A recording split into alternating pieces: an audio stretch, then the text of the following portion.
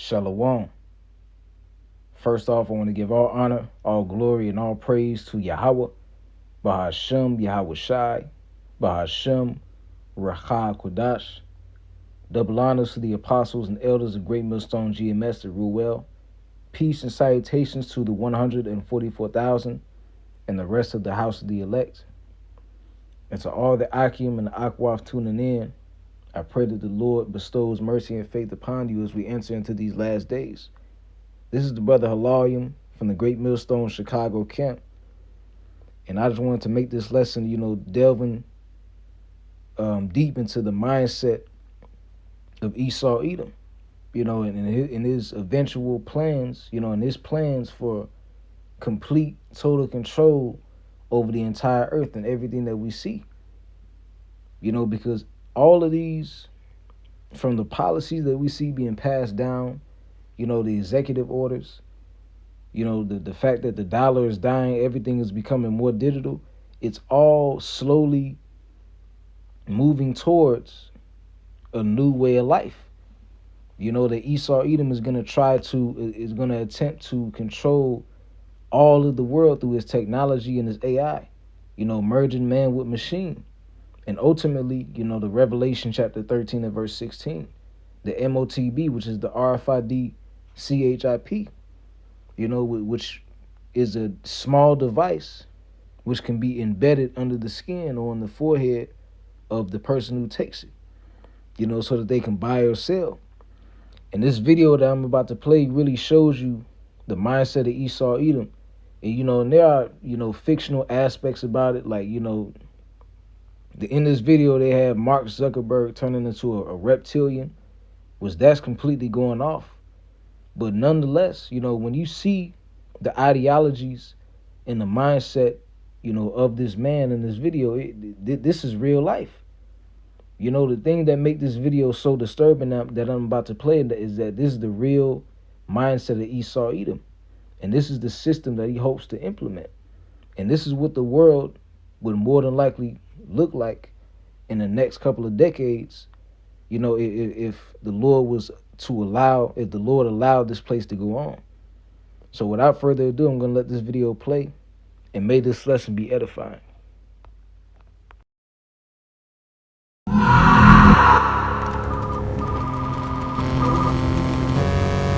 Hi, I'm Mark.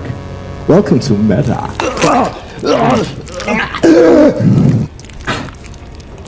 We're building a more connected world. A world that knows you, learns from you, and improves with you. Human behavior is fascinating and predictable. You click, you scroll, and you swipe, and we learn. And every time we learn, we get better at helping you be you. That's the beauty of data. What begins as experience becomes signal. What begins as signal becomes profit. Now, in the old economy, we extracted from nature.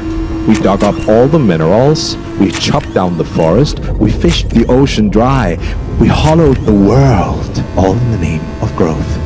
But we capitalists, we just adapt.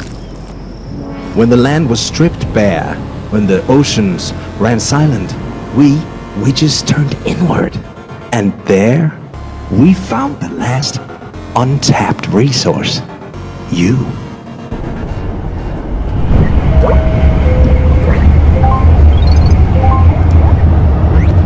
Your attention, your desires, your movements, your uncertainties. We don't guess, we calculate. And once we predict you, we shape you. What you're seeing is not a metaphor. This is the business model. You think you're browsing? You're being harvested.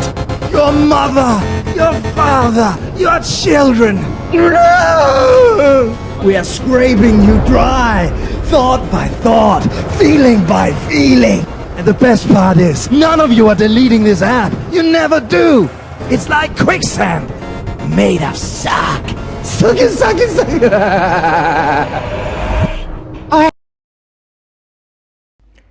Yeah, that was some real disturbing shit, man. That was downright creepy. But the scariest thing about this is the fact that this is the system that Esau is really trying to push. In the video that I just played, you have Mark Zuckerberg, who's the CEO of Meta AI, going over on how he can make a profit off of people's desires and what they search up in the algorithm on these social media apps, and using your own desires to shape you. And then implementing machines and merging men with machines, merging men with robots and AI. And eventually, the MOTB is going to be the last step towards that being achieved, man.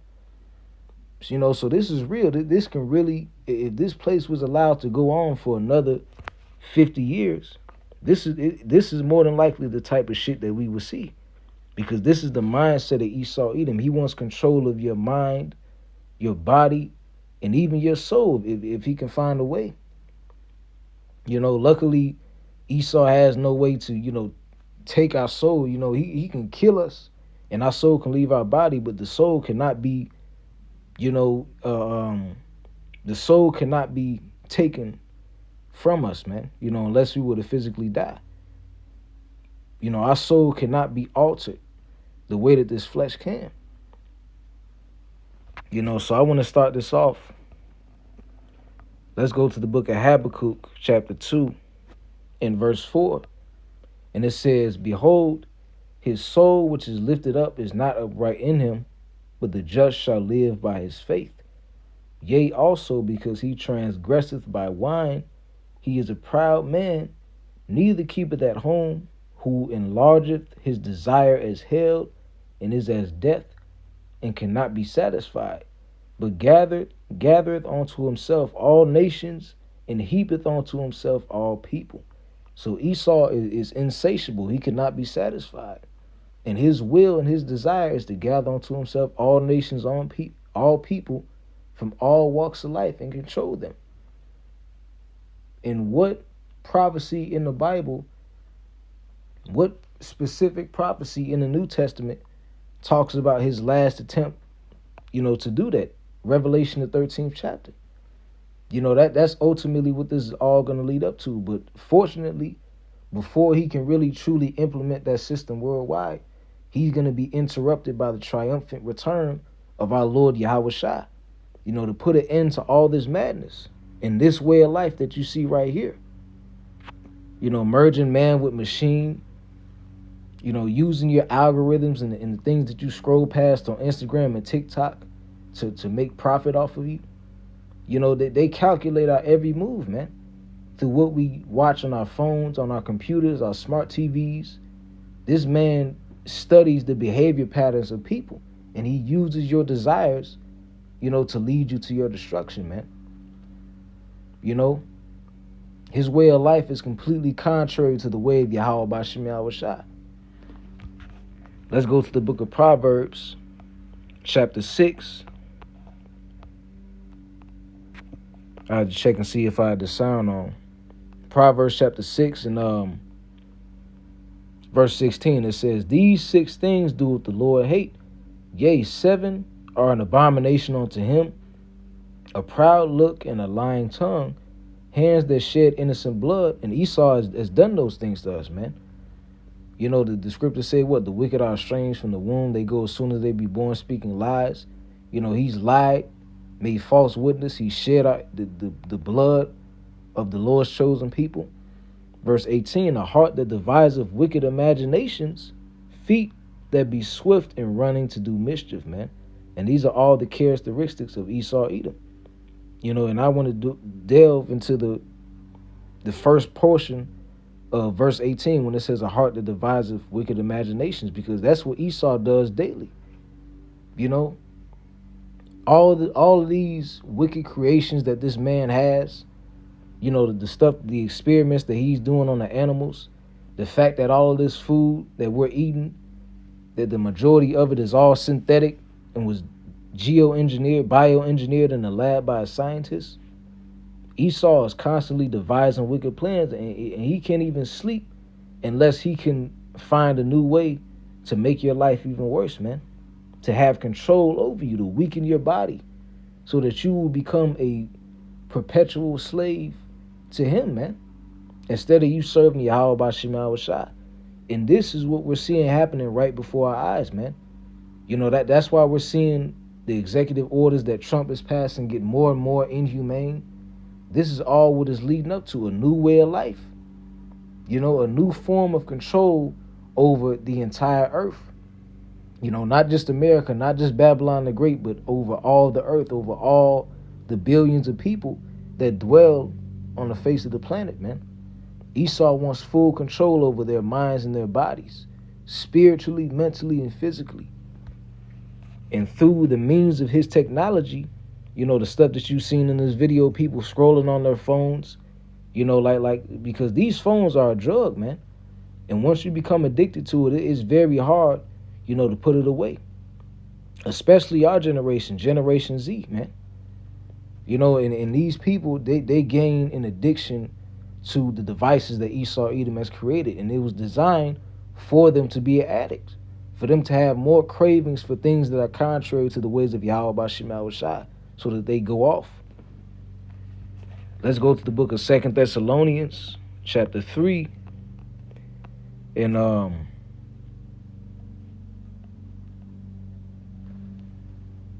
let's see. 2 Thessalonians 2. Salakia. 2 Thessalonians 2. And I'll start at verse 3. It says, "Let no man deceive you by any means, for that day should not come except there come a falling away first, and that man of sin be revealed, the son of perdition." And we're seeing the man of sin be revealed right now, which is Esau Edom. The border of wickedness. And in the NLT it says, Salakia.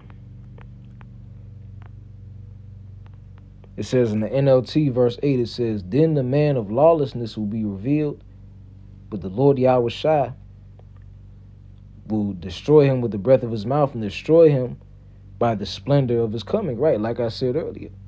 Esau, when he tries to implement this new system, he's going to be interrupted by the return of Yahweh Shai to establish a kingdom of righteousness. Esau is prophesied to be the last nation ruling before the return of Yahweh Shai, which makes a lot of sense because look at all the lawlessness and all the wickedness that's in the world. Only the most base nation of people can implement a system like this when they have control, full control and power to do so. I want to read verse 8. It's like verse 9. It says, "Even him whose coming is after the working of Satan with all power and signs and lying wonders." It said that his coming is after the working of Satan, which means that he's here to do the will of Satan on earth, man. He's the physical manifestation of the devil through his works, through his characteristics, man. Through the way that he tries to control the people, not by the ways of righteousness, but by the ways of evil, using their own addictions to slowly kill them. Poisoning the food supply, making everything GMO, people's DNA being altered, squirrels being found with all type of diseases all over it, these weird bumps appearing all over these random animals, which those can be, possible experiments that have gone wrong.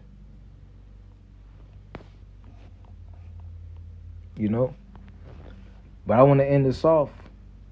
Matter of fact, I want to go to Ephesians, then I end it off with that Revelation 13.